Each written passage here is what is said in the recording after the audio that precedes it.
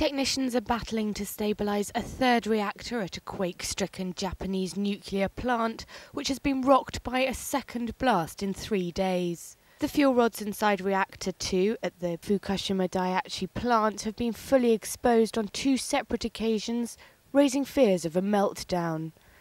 However, engineers do appear to be working to cool the vessel. The authorities have done the right thing, in my opinion. The first thing they did was to vent some steam out of the reactors. The nature of that, the problem with that's what caused the explosions that we saw rather dramatically over the last couple of days.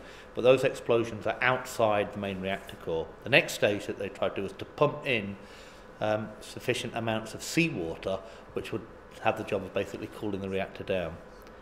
I'm not sure how they can pump the seawater in, though, without electricity. So it may be that is the current problem, getting the seawater actually in and flowing around the reactor core. I would state again, though, the longer this continues and the material is in that reactor core, the safer we are. A nightmare scenario for any nuclear plant is total meltdown, where the molten core collapses in the bottom of the steel containment vessel and it heats so much it falls through. If the heat goes up, you can get all sorts of gaseous evaporations and things that come there are associated with that. But if you can vent the system or you can cool the system, you take the heat out.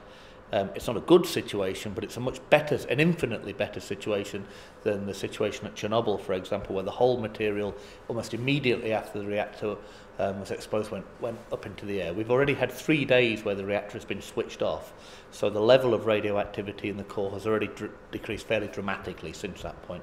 The latest hydrogen blast injured 11 people, one of them seriously. It was felt 25 miles away and sent a huge column of smoke into the air.